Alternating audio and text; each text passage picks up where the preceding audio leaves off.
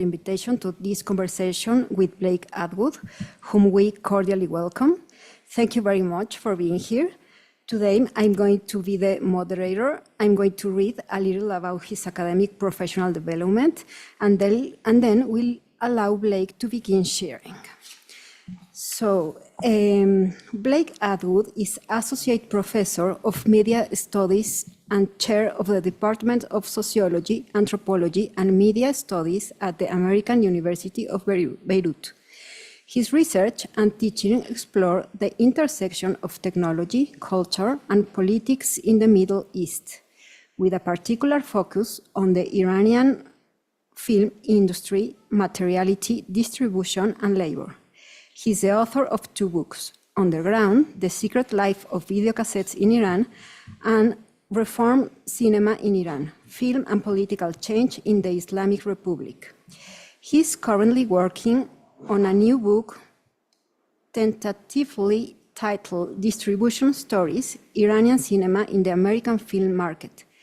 Blake is also an award-winning teacher, having received the Leslie Wagner Centennial Teaching Fellowship at the University of Texas at Austin in 2017 and the Innovation in Teaching with Technology Award at American University of Beirut in 2021. Before joining American University of Beirut, he taught at the University of Pennsylvania and the University of Texas at Austin. So thank you very much for this very interesting. No, we are going to sorry, Blake. We will allow to begin sharing. Great, thank you so much. So if it's all right, I'm going to go ahead and share a presentation just to sort of give you something to look at other than my head while I talk.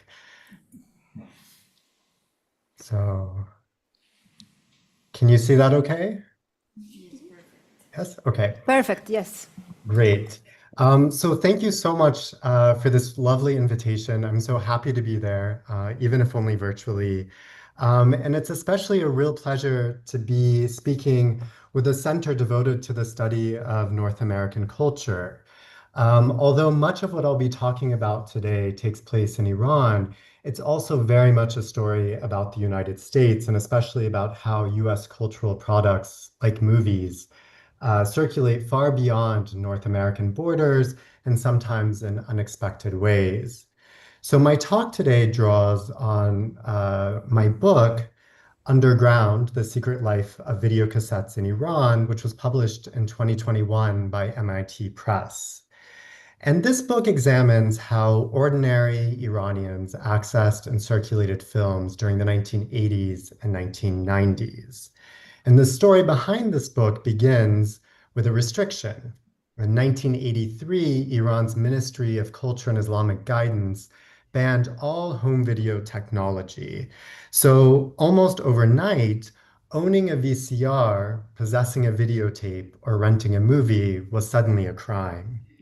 And it could result in arrests or fines or even worse. Yet despite the ban, or perhaps because of it, videocassettes proliferated wildly. And so by the time the ban is lifted, just a little over 10 years later in 1994, video technology had spread to almost every corner of the country. And what developed in those 10 years was a vast informal economy operated by everyday people who risked punishment to bring cinema into their homes. So the story I tell in my book is one of everyday ingenuity, how Iranians acquired and copied and shared movies in the absence of a legal infrastructure. But it's also about how this informal system shaped the meanings of media themselves. Watching a film on a fuzzy, degraded tape dubbed into Persian with the volume turned down low so the neighbors wouldn't hear, this was a different kind of spectatorship, and indeed, it was a different kind of media experience. So in this presentation, I'll focus on one dimension of that story, the circulation of American cultural products through Iran's underground video networks. And the talk is structured into three very brief parts. First, I'll offer an overview of the book just to give you some grounding and explain its central arguments and describe how this underground infrastructure worked, who was involved, how movies moved, and what kinds of meanings emerged from the circuits of circulation. Second, I'll zoom in on the presence of the United States in this story, both real and imagined, and I'll describe how American cinema entered these underground networks and how the Iranian state's anxieties about video as a foreign American technology actually shaped the emergence of the underground itself. And finally, I'll end with some brief reflections on what this history can tell us about cultural circulation more broadly, particularly the limits of soft power and the unpredictable ways that media travel. So we'll go ahead and get started. So the underground distribution of videocassettes in Iran was not just a workaround. It was an elaborate infrastructure, assembled piece by piece through everyday acts of routine, risk, and resourcefulness. And while it emerged in response to a specific policy, that 1983 ban on home video, it quickly evolved into a normalized part of life for millions. And what fascinates me still about this story, even after many years of working on it, is how something officially illegal became so integrated into the fabric of daily existence, how the forbidden became the familiar. So let's begin with the mechanics. How did this system actually work? So, in the absence of legal video rental stores, which had existed before the ban in 1983, but were quickly shut afterwards, an informal economy sprang up that depended largely on personal networks. Many of the people I interviewed for this project referred to a filmi, or a local video dealer, like you see here on the screen, who would arrive at their home with a briefcase. The selection varied. Some had neatly labeled covers, others were blank and required the dealer's oral summary. These dealers did not operate stores. They were mobile, nimble, and always on edge. So one of my interviewees, a man named Shahram, remembered how his dealer would change clothes mid-route to avoid detection. He told me, quote, he carried a bag of shirts and different kinds of shoes in case he was followed. He could transform. So the dealers themselves were a diverse group. Some were former film technicians who had lost their job after the revolution. Others were university students looking for extra income. And some were just entrepreneurial types who had access to a VCR and knew how to duplicate tapes. Now, duplication often happened on the third or second generation of the original copy. And the original copy in Persian was called Navar Madari, or the mother tape. And each time a copy happened, the quality would decrease. But quality was not the priority here. And that's a point I really want to emphasize. Access was the priority. Access itself became a form of cultural currency. People didn't always want the newest releases. Sometimes they wanted the rare or the provocative or the off catalog. A woman named Farnaz, who was a teenager during the ban, recalled how she and her cousins would anxiously await for their uncle to return from Dubai with new titles. She told me, quote, it was like a treasure chest. Even if it was a weird horror movie or something we didn't understand, we watched it like it was gold. So the tape, not just its content, carried the weight. It was a sign of connection and of participation in something bigger than oneself. So these accounts that I collected in this book challenge the binaries of legal and illegal, public and private, formal and informal, that often shape how we talk about media circulation. As Brian Larkin reminds us in his work on Nigerian media infrastructures, technologies do more than carry meaning. They generate social worlds through their circulation work and their maintenance. The Iranian underground video economy was not only a reaction to state regulation, it created new forms of kinship, neighborhood intimacy, and intergenerational connection. This is why I refer to it in the book as an infrastructure. Even though it lacked roads, offices, and official institutions, the routes were oral, the systems distributed, and the materials fragile. But it worked. And it worked by nesting itself in people's everyday lives. The process of acquiring a film by asking around, arranging a drop-off, or waiting for a dealer became ritualistic. Watching itself was deliberate. Families drew the curtains, turned off the lights, and turned down the volume. In a society where the line between public and private was constantly being redrawn by the state, watching a bootlegged film became a way to reassert privacy, to reclaim a zone of autonomy. And this is a really important aspect of the book. And so the question of privacy is crucial here. And I argue that videocassettes moved along the shifting boundaries of public and private life under this new government called the Islamic Republic. The government viewed nearly every space as potentially public and therefore susceptible to moral regulation. But the underground allowed people to reassert private life, spaces where the state could not fully reach. Watching Grease or Saturday Night Fever in your living room wasn't just an escape from the Iran-Iraq War, which tore through the country between 1980 and 1988. It also performed a subtle act of sovereignty over domestic space. So one particularly striking moment came in an oral history interview I conducted with a man named Farid, who lived during the worst years of the Iran-Iraq War.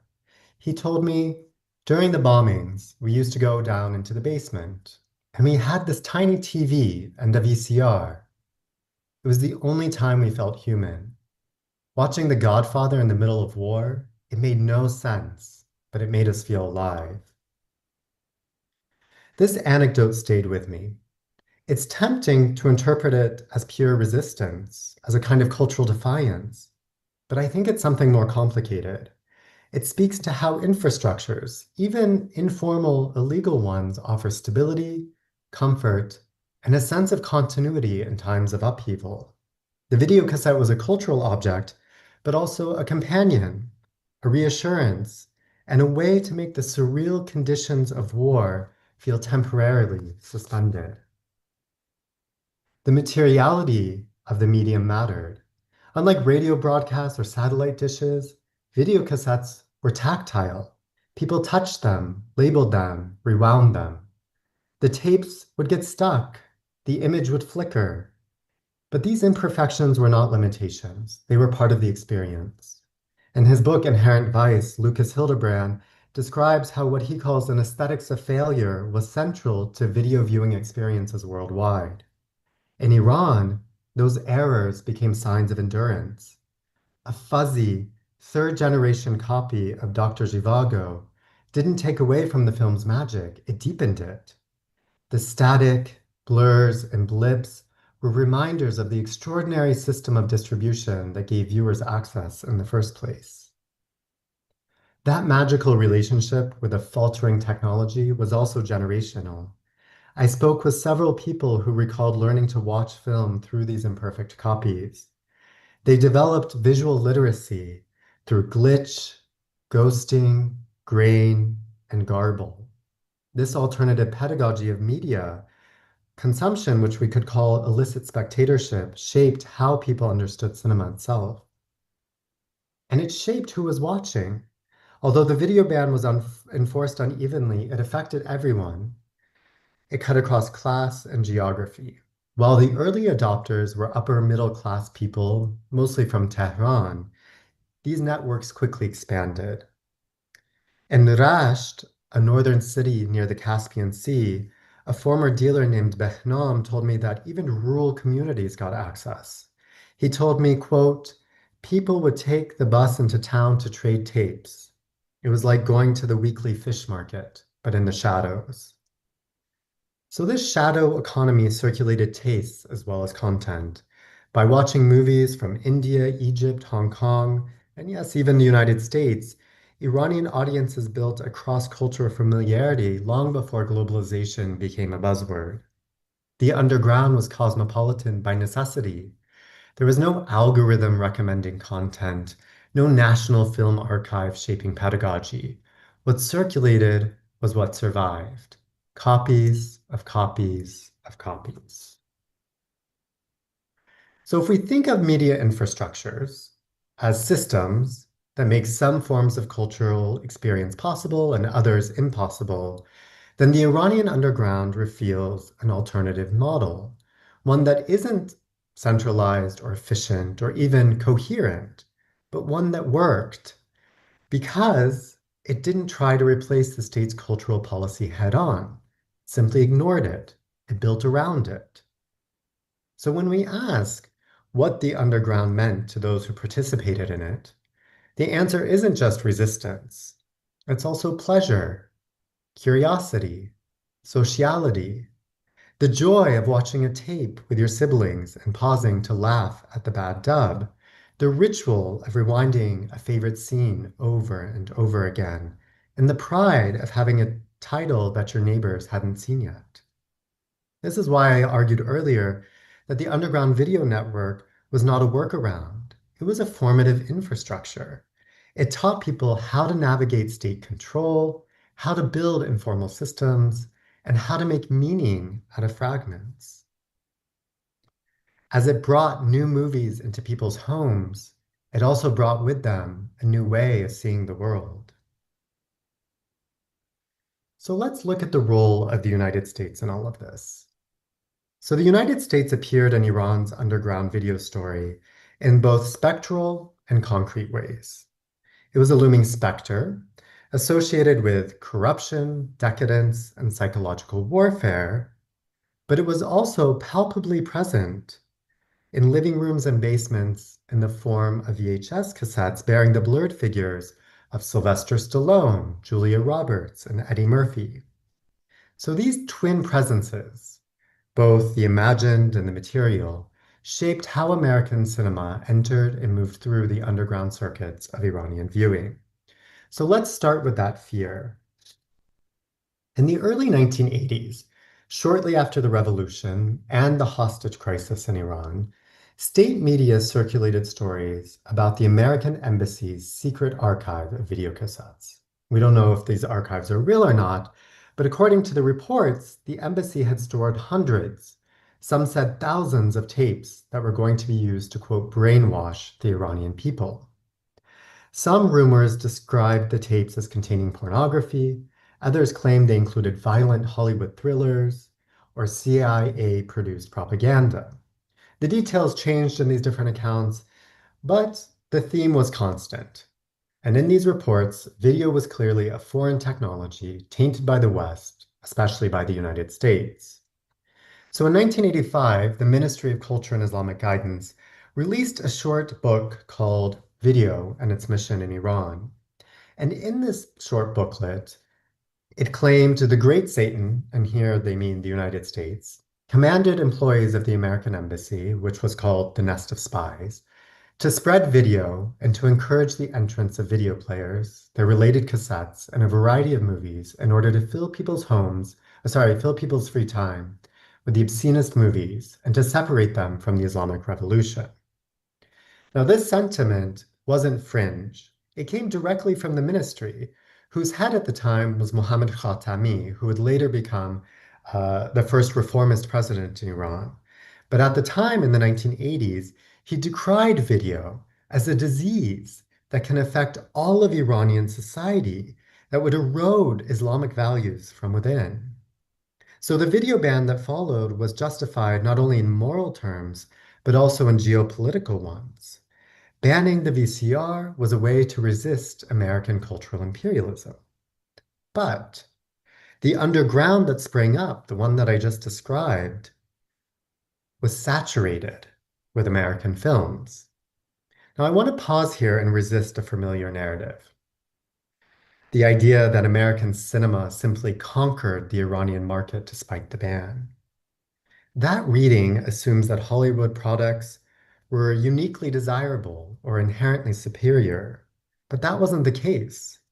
American films were watched not because they were American, but because they were available. They arrived through smuggling routes from Europe, from Dubai, from expatriate relatives, through the borders with Turkey, Armenia, and Pakistan. A few even came through diplomatic channels. Many were copied by small editing suites and homes of informal distributors. Some had Persian subtitles hastily burned in. Others were dubbed in thick Tehran accented voices that obliterated the original tone and rhythm. As one viewer recalled, quote, in Pretty Woman, Richard Gere had the same voice as Jean-Claude Van Damme in other movies. So the tapes didn't arrive labeled Made in the USA. They arrived as movies, scratched, rewound, taped over, beloved. And in most cases, they were watched in the same spirit as an Indian musical or French comedy, as cinema, not as a national export. So this distinction is important. It challenges the idea that American cultural products necessarily function as soft power. Joseph Nye popularized the term soft power to describe how the United States could extend influence through attraction rather than coercion, through pop culture, consumer goods, and lifestyle branding. But soft power depends on context. A degraded, bootleg copy of Top Gun watched secretly in a Tehran basement during the Iran-Iraq War is not the same thing as a state-sponsored screening of Top Gun Maverick in a NATO-allied country in 2022. The former might be thrilling or absurd or even ironic, but it's not necessarily persuasive. It's a different kind of encounter. And that's what we see again and again in the Iranian underground, not the triumph of American cinema, but its absorption into a hybrid, unstable media environment. Viewers made sense of what they could. They didn't always understand the dialogue or the cultural cues or the generic conventions. A man I interviewed named Behrain remembered watching Pulp Fiction 3 times before he understood the plot. He told me, the tape was so bad, the colors were off, and we kept arguing about which scenes came first. We didn't know if it was genius or a mistake. Another interviewee, named Laudin, remembered Back to the Future, not for its story or effects, but because it was the first American film she had seen. She told me, we didn't know who Michael J. Fox was, but we loved the idea of time travel. It felt right for us, like we were jumping decades just by watching. So the effective charge of these films was shaped by the condition of their circulation and not their national origin. Drawing again on Brian Larkin, we can think of these tapes as infrastructural experiences, shaped by their material conditions, the friction of their movement, and by the sensory environments in which they were viewed. Watching an American movie in Iran during the video ban exceeded entertainment. It was an event shaped by materiality, secrecy, anxiety, and social intimacy. It's also worth noting that the state's attempt to ban video because of its association with the United States had a curious effect. It turned American cinema into a kind of forbidden fruit. But even this idea has its limits. The underground didn't just crave Hollywood. It was saturated with global cinema. Shah Rukh Khan films, Italian neorealism, Iranian melodramas, Turkish comedies. One former video dealer named Hamid told me that the most requested film in his collection was an Indian film and not an American one. Another person I interviewed told me the first film he ever watched on video was the Italian film Life is Beautiful, dubbed into Persian and missing the last 20 minutes due to tape damage. So, what was the status of American cinema in these circuits? Well, it was common but not dominant. It was influential but not definitive. And crucially, it was unstable. It arrived stripped of branding, the aesthetics were altered, the meanings distorted. It wasn't American soft power, it was, as we might argue, an accidental infrastructure of experience. This instability invites us to consider not just what traveled, but how and in what form. Scholars like Michael Curtin and Ramon Lobato have urged us to look beyond really simple modes of global media flow. So instead of thinking about distribution as a straight line from Hollywood studios to global screens, they advocate for attention to what Lobato calls shadow economies of cinema. These are informal, often illegal systems that circulate media outside of formal trade routes. The Iranian video underground is the perfect case study. It challenges the logic of formal distribution and replaces it with something messier: drift, fragmentation, rumor, and reuse. One story that illustrates all of this particularly well came from a group of Tehran-based film students who, in the early 1990s, created what they called a qanuni, or legal archive, even though it was anything but legal. They gathered tapes from multiple sources like relatives abroad, embassies, and black market vendors, and organized weekly screenings. They created syllabi for themselves, mimicking global film schools. One week was devoted to American realism, another to noir, another to postmodern comedy. Their version of auteur theory included Tarantino and Chaplin, but also Kiarostami and Capra. When I asked if American cinema played a special role in their education, one of the organizers, Javad, told me, not really. We didn't distinguish much where a film came from. The point was to learn how to watch. This idea of learning how to watch sits at the center of my argument. It suggests that the power of media does not reside solely in content or origin, but in the habits, infrastructures, and practices that shape how we engage with it. American films were part of the Iranian underground, but they were just that, a part. They were not missionaries of empire. They were fragments, accidents, gifts, puzzles. And in that fragmentary form, videocassettes created new meanings which could never be fully controlled, predicted, or aligned with state power, whether Iranian or American. So to wrap up very quickly, where does this story leave us? Well, first, I think it asks us to reconsider what counts as infrastructure. In the book, I argue that we need to broaden our view of what makes media circulate. The Iranian video underground was, as I said, not an aberration or a workaround. It was an alternative system of media access, assembled in the shadow of the state through collective labor and social improvisation. It was built on informal labor, whispered reputations, and everyday risk. And it worked. It taught people how to watch under the conditions of surveillance. It taught them to become curators of their own collections, critics of degraded formats, and translators of global texts into the rhythms of local life. Second, this story complicates how we understand American cultural power. The United States didn't dominate these circuits, it drifted into them. American films arrived tangled in static, mispronounced ways through bootleg dubs, missing reels, fading in and out of legibility. Their presence was never secure, but that made them interesting. They weren't agents of persuasion, they were flickering ghosts, part of a larger jumbled archive assembled from whatever people could get their hands on. American soft power, if it existed at all here, was provisional. It traveled by accident, not by strategy.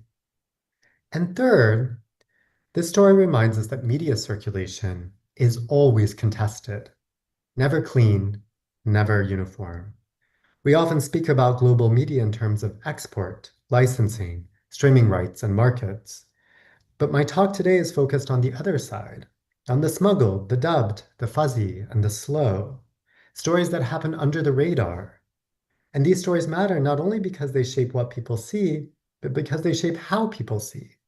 They shape habits of spectatorship, rhythms of attention, and vocabularies of critique. So one of the goals of the project in general, and my talk here today, is to return agency to the viewer, not the imagined viewer in a Nielsen report or a Netflix data visualization, but the actual everyday viewer, someone rewinding a tape late at night, or pausing to explain a joke to a sibling, or guessing what the original dialogue might have been. These are the moments that define media culture and practice. So let me end not with a summary, but with a proposition. If we want to understand global media histories, we have to take seriously not just what travels, but how it travels and in what state. We have to study not only production and aesthetics, but also circulation, access, the infrastructures, formal and informal, that determine who gets to watch what and under what conditions. Sometimes those infrastructures are hidden, sometimes they are degraded, but sometimes, like in the case of the Iranian video underground, they become visible precisely because of their illegality.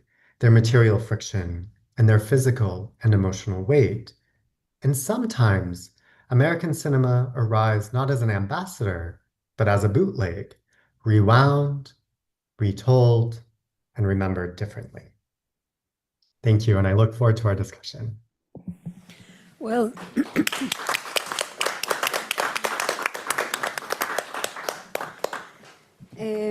thank you very much for this very, very interesting contribution about the Iranian underground practices involving videotapes.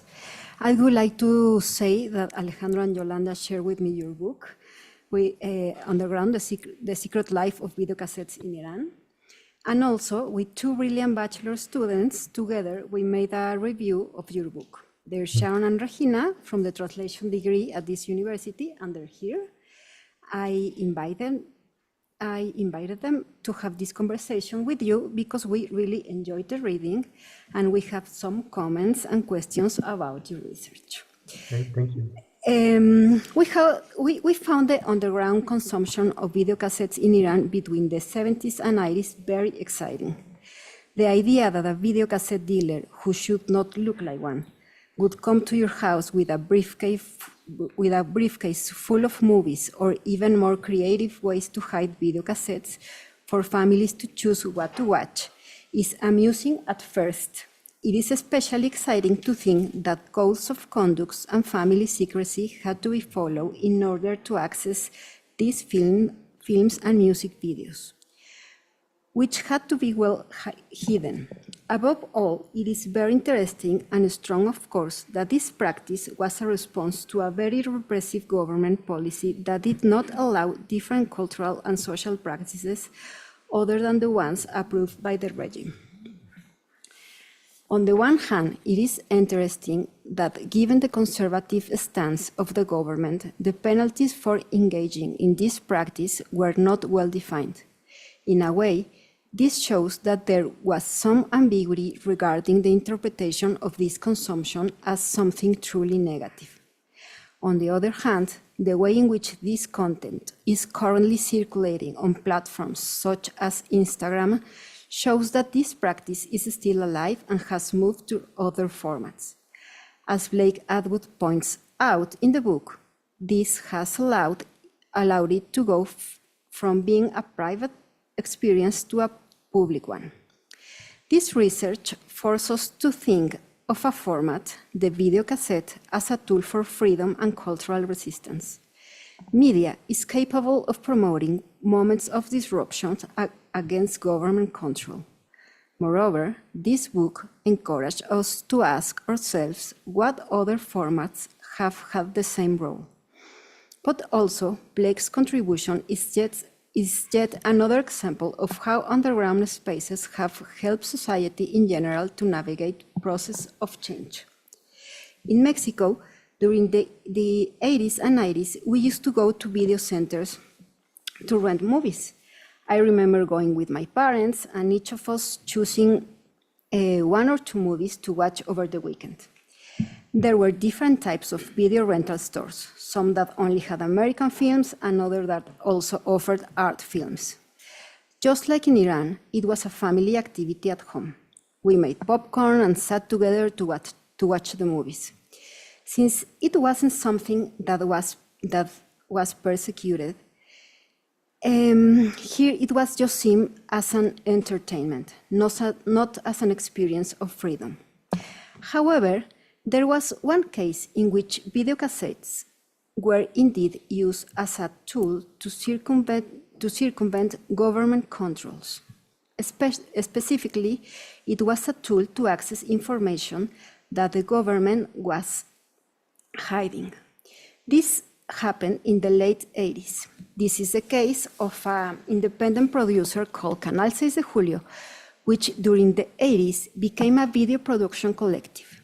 It was founded by some graduates of the film school of this university. At that time, the students from that school used to have a strong progressive political posture. This collective emerged in response to the electoral fraud surrounding Mexico's 1988 presidential election, and it also takes its name from that event. The producer began making video documentaries to report the events related to the fraud. Due to the growing circulation of videocassettes passed from hand to hand, the video documentary Chronicle of a Fraud was highly successful among the most politically engaged segments of Mexican society. Over time, Canal 6 de Julio became not only a magazine, but also a file of historical memory. Its audience extends beyond Mexico's border. Its filmmaking style combines elements from news and militant cinema. Canal 6 de Julio has produced documentaries for over 30 years, and during these years has endured government raids and several assaults on their team. The director had explained that this is difficult to measure, that it is difficult to measure their viewership due to various factors, such as piracy, videocassette circulation among acquaintances, the level of interest each documentary topic generates, and public screenings in crowded places such as universities or labor unions. Now, after this story that we wanted to tell you, I'm going to let Sharon and Regina formulate the questions and comments that we have. Well, hi, Blade. It's so happy to have you here with us today. Well, the first question that we would like to ask you is whether there were any other similar cases as radical as Iran's experience in any other country in which videocassettes had such a disruptive effect on government order and libertarianism for certain sectors of the population. Thank you very much. And thank you for that really wonderful example from Mexico. I wasn't aware of it, and it's really exciting to see the resonance, right? And I think that really builds nicely on your question, because the story of Iran is a very extreme story, but I think there are stories like this in almost every country, that we see video cassettes by their very nature, the technology itself allowing for a kind of circulation that's really difficult to control. And as I was writing the book, something really troubling happened in Iran, where the country turned off the internet. And we realized that it was actually much easier to turn off the internet than to control video cassettes, right? Even though the internet is a much more advanced technology. Sometimes the older technologies are more difficult to control. To answer your question, there are several other instances, several other countries where video cassettes and video technology was banned in a similar way. So one of the most notable examples was in Romania. And there's an amazing documentary, if you're interested in this, called Chuck Norris versus Communism, which is about this underground world of video cassettes. And what's interesting about that one is that almost all of the Hollywood films that came into the country were translated by a single woman. And so the documentary is very much about this one woman who had such an important role to play in the kind of cultural circulation of films during that period. Another example is Cuba. They also, and for similar reasons, both of them are kind of similar reasons for banning. They're trying to kind of push back what they view as this kind of American imperialism that might travel with cinema. So in Cuba, it's a little bit different. They don't ban video cassettes per se, they ban VCRs. So this is quite interesting, to ban the VCR but not the video cassette. So to ban the player but not the cassette itself. But I think they were trying to kind of target the source, right? Like if you can't get video players into the country, then it doesn't matter and whether the cassettes are circulating. So these are two other examples that I know of. And they operate in very similar ways actually to Iran. So I hope I don't make the claim in the book that Iran is exceptional. It's not. It just happens to be an extreme version and one that was particularly interesting to me. Oh my God, that's so interesting. We didn't know about the Chuck Norris case. I think after that, we're going to search that. So thank you very much for that information. Well, the second question that we had is the second has to do with the fact that this practice in Iran occurred mainly among the middle class. But we would like to ask you if you know how lower income groups navigated that context and those changes. This is an excellent question. And class is something I tried to attend to in the book. But it was a difficult one for me to access information about. And a big part of that goes to the methodology itself. So the book was based primarily on a series of about 60 oral history interviews that I conducted with various kinds of people who were involved in the circulation of video cassettes, whether they were dealers or producers of videos, or most commonly users of video cassettes. And for various reasons, and I think this is just the nature of research, most of my own networks led me to kind of middle class people. And so those are the stories that I have the richest accounts of. I do know I was able to talk to a few people who came more from working class backgrounds, and especially people who had worked as video dealers in Iran. And I discuss in the book how there's this sort of transformation very early in the ban at the beginning. Sorry about that. In Lebanon, we have electricity cuts. So the generator will kick in just a second.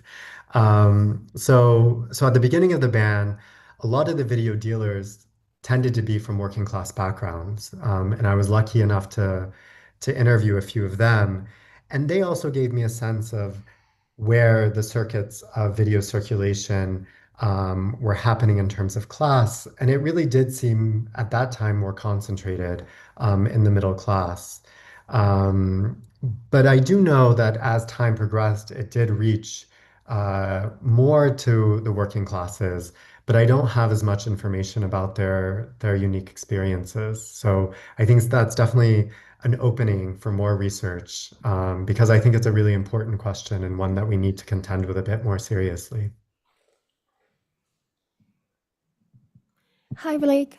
Well, once again, we really enjoyed reading your book, and we believe that this point is relevant because it shows that the characteristics of the format determine who has access and who does not, also determining the type of practices that will be generated. In other words, methodologically, when studying a certain format, we must characterize accessibility because it is directly related to how it will be used. Therefore, we would like to ask you, in addition to oral history, which other methodological dimensions should be considered when analyzing the use of a specific format?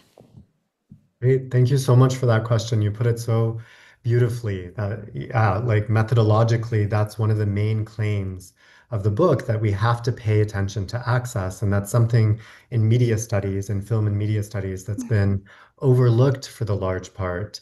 And especially when we think about cinema in Iran, mostly we're seeing studies of the films themselves, and there's very little attention to how people are actually accessing cinema and what they're accessing and how they experience it and how they view it, with whom, and in what format. And I think the book tries to really grapple with the very question you asked, which is a really sharp one, about what does it mean to study a world that wasn't supposed to exist, right? The underground was illegal. It was something that the state was actively trying to suppress, even though there was, as you all said, this kind of ambiguity around it. The official discourse was very clear. Video is illegal. It's not supposed to exist. It's corrupt. The people who participate in the video underground are corrupt. So how do we go back and reconstruct that history then? And I ran into a snag, which is there was a bit of documentation from that period in journalistic sources and trade publications, and laws and policies and official statements about this underground video world. But it was all coming through the filter of the state. And I knew that wasn't the full story. So what I tried to do in the book was balance these two perspectives, right?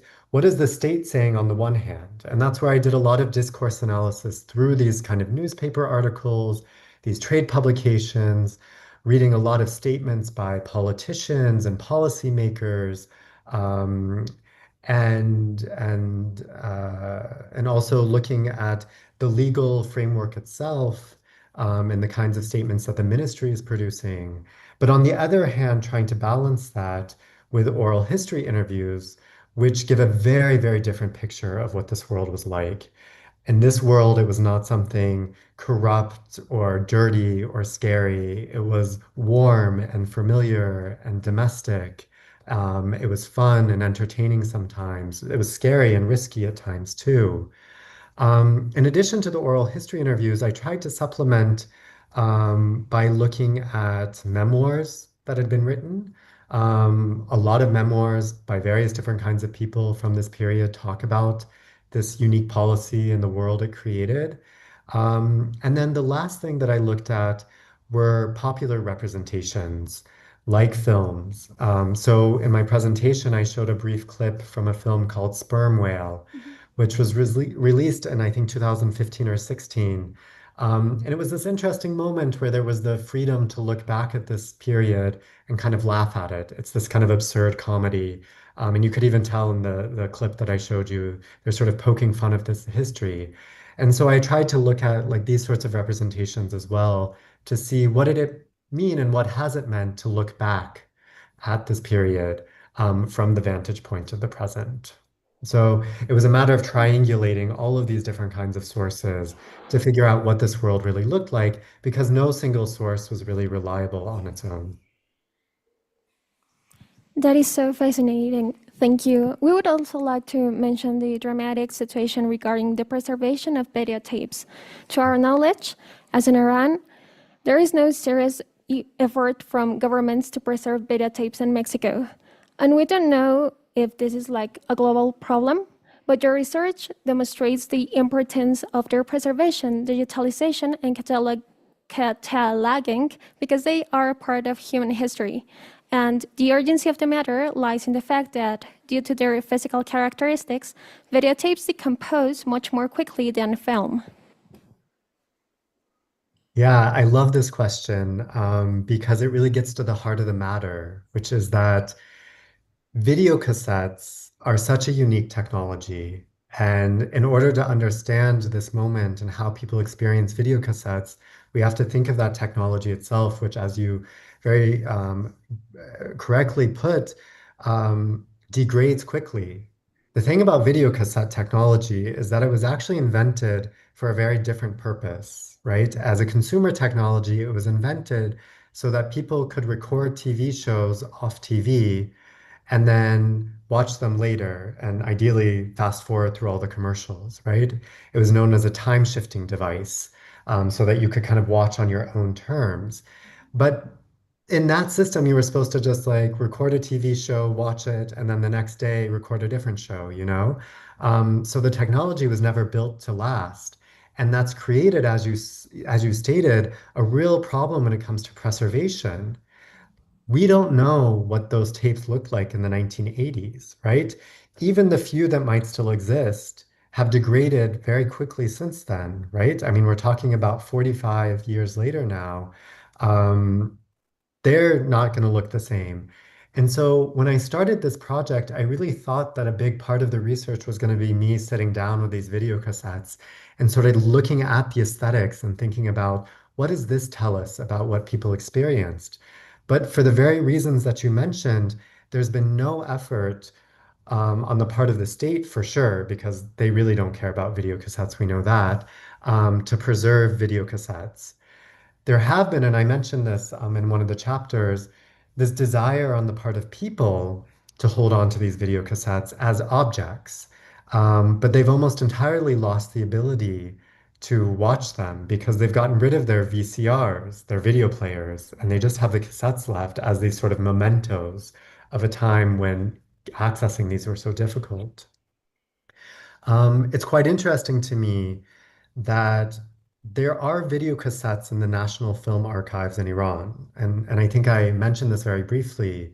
No, actually not in the book, but in a separate article. But they have a very interesting purpose. The point is not to preserve the video cassette as such. The point was at some point to preserve a film on video, right? So there's still this privileging of film, like 35 millimeter films, as the ultimate cinema. And we put it on video cassettes to make it accessible because we don't want to damage the film. We don't want to give access to the film itself. And video cassettes, who cares? So there are video cassettes in the National Film Archives of Iran. I've seen them. That's very interesting. But they're not being preserved as video cassettes. They're being preserved as these like accessible points of video, I'm sorry, of films, and like these accessible points that don't matter as units themselves. Okay, so this is the last question that we're going to make to you, and after that we're going to be like free else. But this is the last one. So finally, you said that Instagram is a social media that allows Iranians to be little out of sight from government control. So we would like to ask you So we would like to ask you if there is any parallel between the safe space that the underground culture provides during the ban and the safe space that social media creates in Iran nowadays. Yeah, that's a really interesting question and an important one. And I think this is something I try in the book to demonstrate. So each chapter of the book kind of takes up a certain theme. And then in the conclusion of the chapter, I try to connect it to the present. And in doing that, I'm trying to construct this argument that actually all of these underground practices that were forged through video cassettes and through this underground world of video cassettes have persisted in some way or another, including the practices around social media, right? So one of my big goals with the book is to show that a lot of the kind of disruptions that we attribute to social media, to digital media, aren't actually new. That people have been doing this all along on a different scale, in different ways, perhaps in a style that's less flashy. And I think the example that you all gave me from Mexico is a perfect example of this, right? Of people producing and circulating information, secretly kind of taking charge, making private public.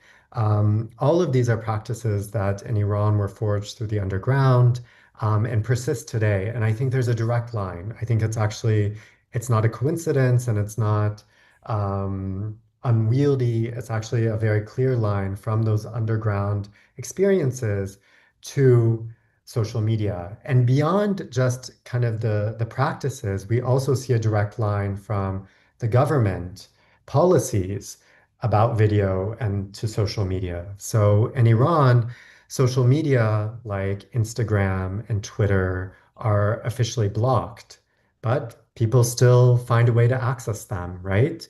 And in the book, for example, I show that even people in the government, who should be the ones kind of sticking to the ban, were deeply involved in this underground world of video cassettes. And it's the same with social media. So the supreme leader in Iran, who's at the very top of the government, Ayatollah Khamenei, has his own very famous Twitter account, despite the fact that Twitter's banned, right? So these contradictions in policy continue to exist, just like they did during the video ban. So we see a continuity not only in everyday practice, but also in the ways that the state tried to control these policies.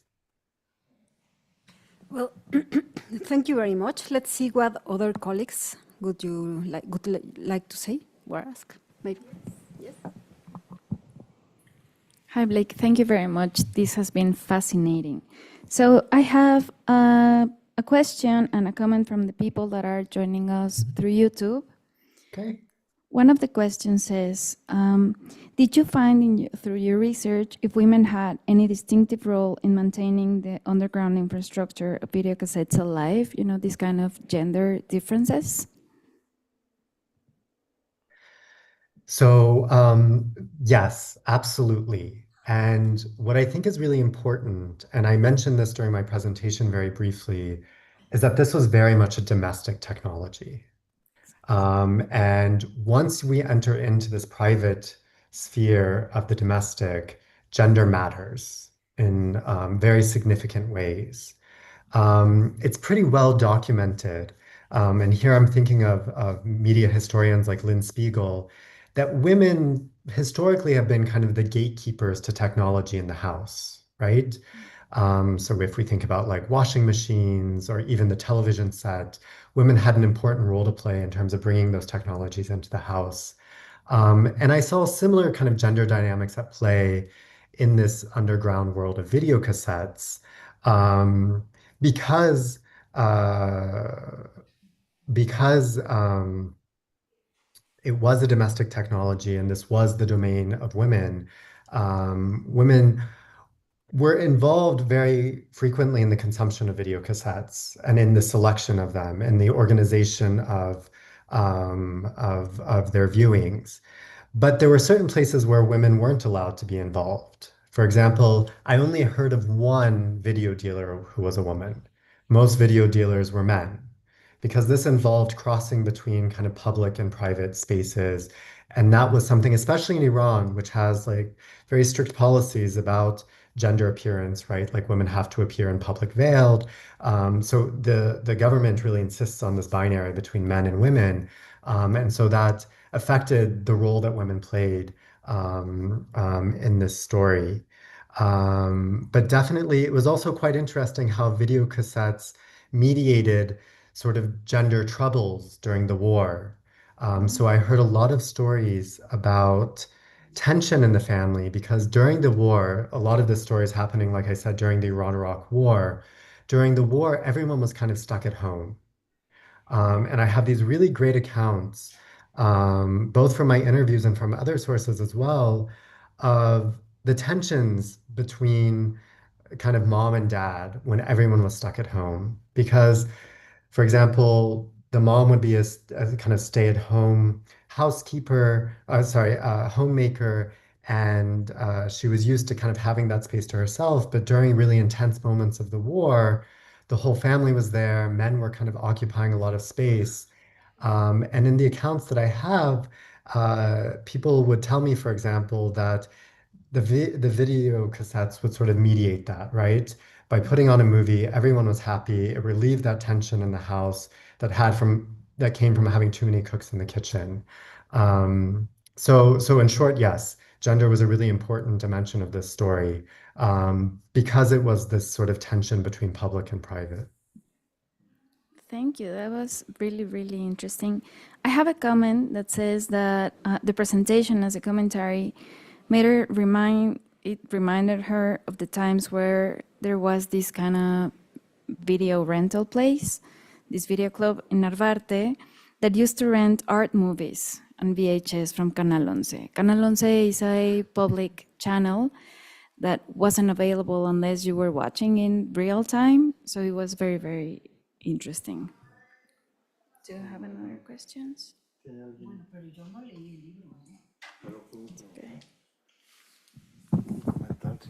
No, comentar no, pero sí preguntar, porque además no me está viendo, pero bueno.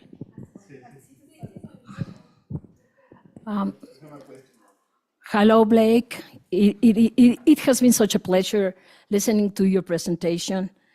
I have a question regarding something that matters to me a lot.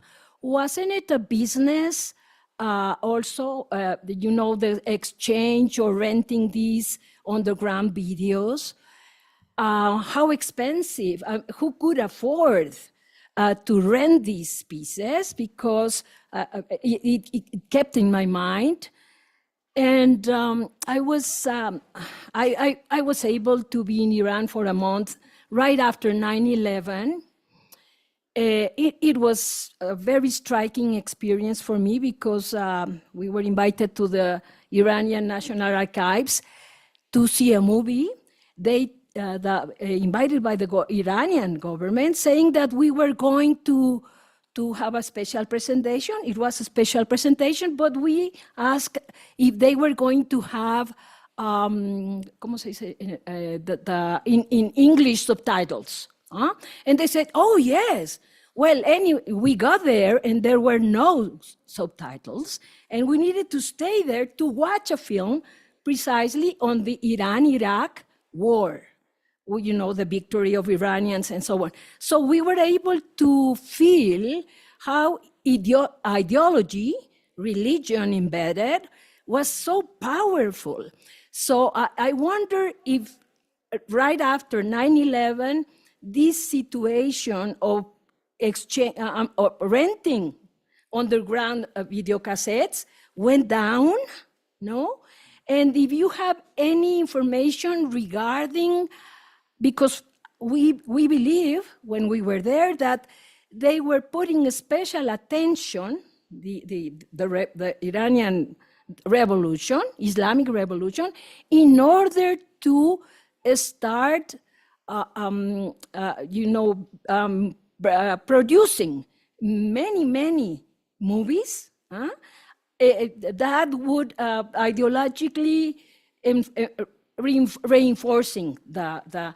And if you have any numbers about this dimension, if this was really a new trend that persists. And well, I congratulate you because you are still in an American university. I wonder what is going on with American universities in Central Asia and places such as Beirut, because I knew that it really played as an institution a very relevant role as soft power. And I would like, this is not a matter of your discussion, but this is a very good opportunity for us to ask you, how are you experiencing this moment in that part of the world, doing such an interesting job about media and maybe redefining the impact of media itself in that part of the world? Congratulations, and we look forward to welcome you at UNAM, not as a hologram, but in person. Congratulations, and this has been really an honor to listen to your presentation.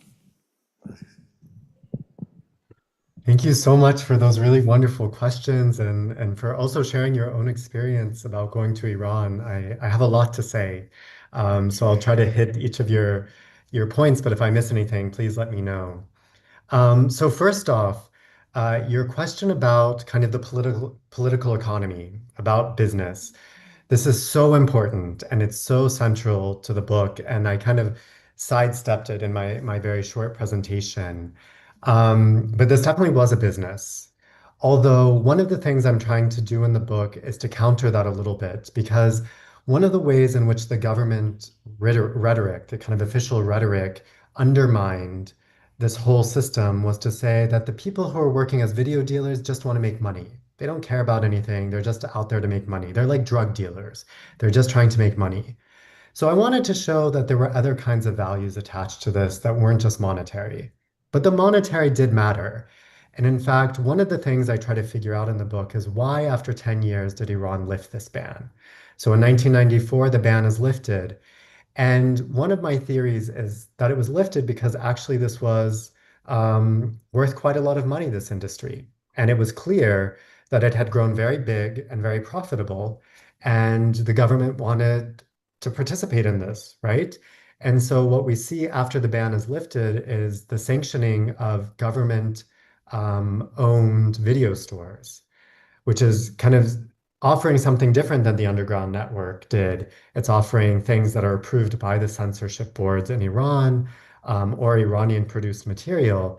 But I could tell from the language of these politicians as they're announcing the ban is going to be lifted, that they want to kind of partake in the financial success of this underground world as well. How expensive it was not terribly expensive. So usually the way these rentals worked is it was a rental market because there was really limited technology, right? It was hard to get video cassettes into the country, so you had to make the most of your tapes. So you would have one film one week, and then, a couple of weeks later, you would tape over that film to make room for a new one that would do well in the market.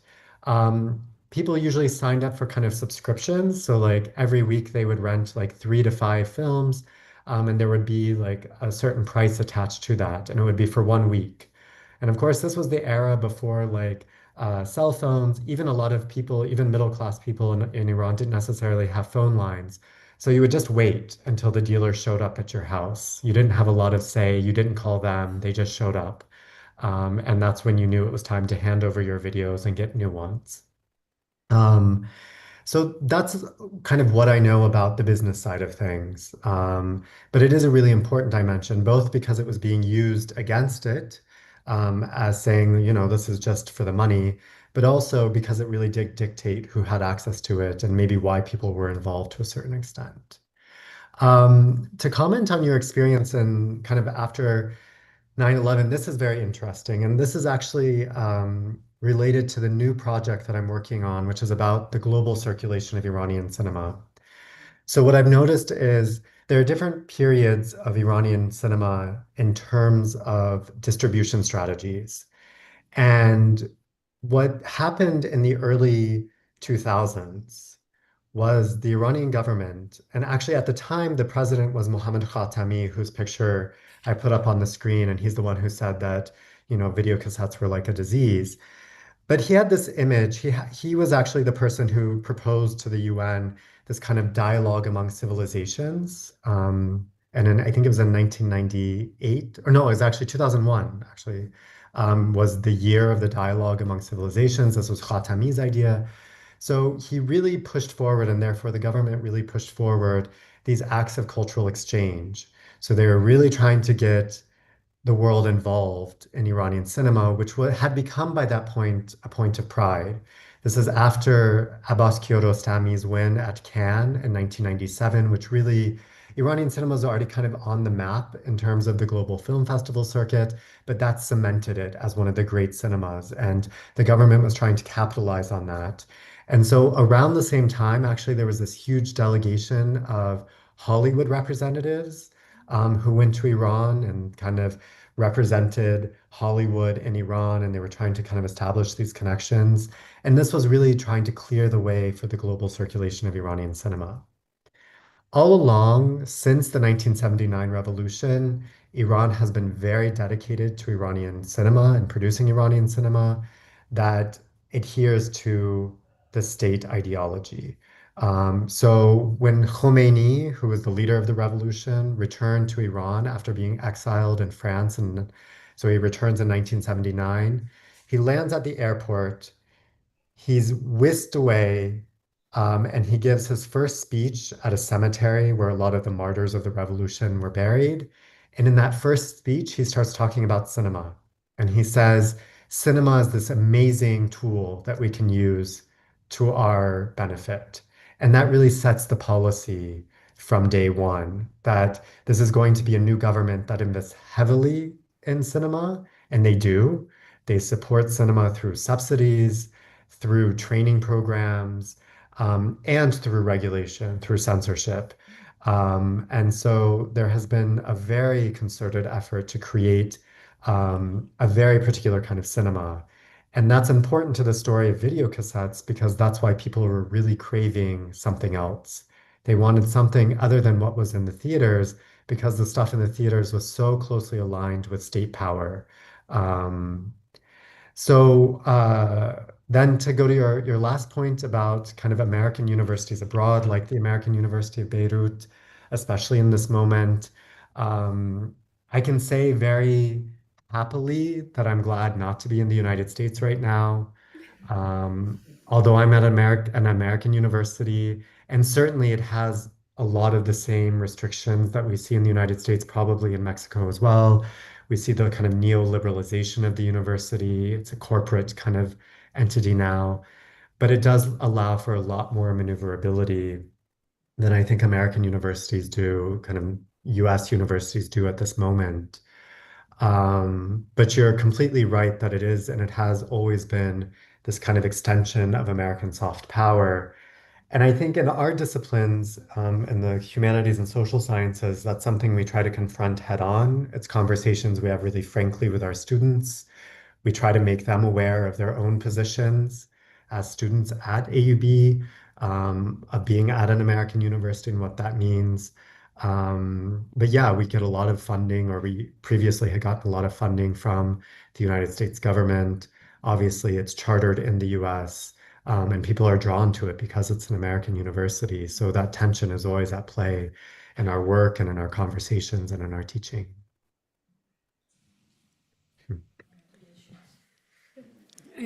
Is there someone else? No? I have another question. I'm wondering about if there was some sort of informal co-production. What I mean is, for example, in the dubbing process, were there any liberties, or maybe some kind of editing? What kind of product would the people get? And if that was the case, would it appeal to the local sensibilities maybe? Yeah, this is a great question about dubbing. And in fact, I was lucky to interview someone who was a dubber for these films. And there were so many different models of dubbing. So some of the dubs that people would get were really just like kind of commentaries. They were just sort of plot summaries that were voiced over. They weren't actually trying to translate the dialogue or kind of act out the dialogue in any meaningful way. They were just sort of like almost silencing the film with these kind of like voiceovers. Other times there were really famous dubs. So the most famous one that I was aware of was Gone with the Wind, which was very famously dubbed. And it ends up actually in like a list of best films of all time because of the dub, because the dubbers did such an interesting and capable job of translating what is such a uniquely United States film and so deeply rooted in a very particular history, translating that in a way that resonated with local audiences. So there was a lot of leeway. The leeway could be good or it could be bad. Sometimes the leeway allowed people to sort of translate these to be locally relevant. Sometimes it meant flattening the meaning altogether. But because it wasn't regulated and because an industry wasn't behind it, and because people watched whatever they would get, there was also nothing really controlling whether or not these were good dubs or not. But what I can say is that people had a lot of fun laughing about it decades later, that this is one of the things they remember most was the varying qualities of dub. Thank you. Hi, Blake. I'm Alejandro Mercado. And well, thank you again. I think your research is really important and wonderful. I really enjoy so much reading the book. What I want to say is that I think you have many contributions in your book, theoretical and methodological. We are connected to the International Studies School here in UNAM. So there's a lot of students that want to study soft power. And because we're connected to the US, they always want to study US soft power.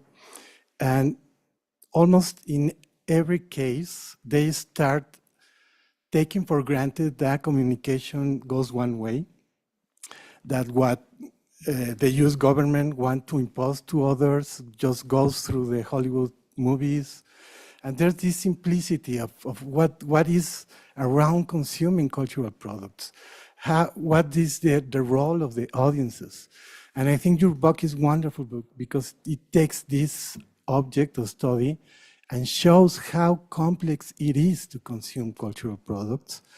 And it's not only the content, but the whole thing around the materiality of the cultural product and how it's distributed, how it's consumed, what are the spaces of consumption of these cultural products. So I think that's a very important and relevant contribution of your work that we should use in our schools and in our teaching.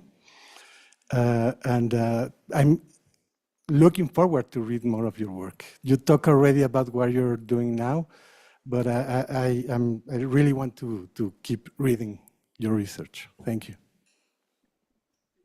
Thank you very much for that. And I just have to say thank you to all of you, because it was after Yolanda emailed me and sort of reminded me that this is a center devoted to North American culture that I really sat down and just tried to pull out what is the argument that I'm making specifically about soft power and about the United States' role in all of this.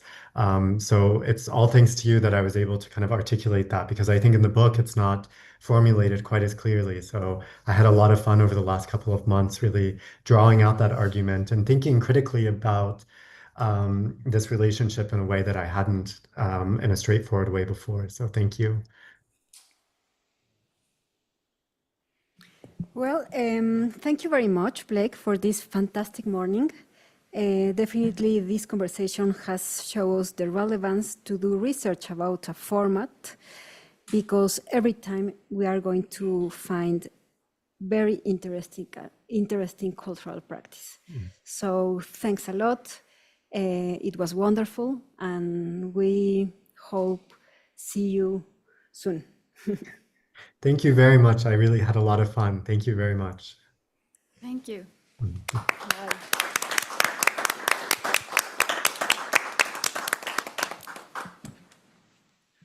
Well, that's it, right? That's it. Okay, bye, Blake.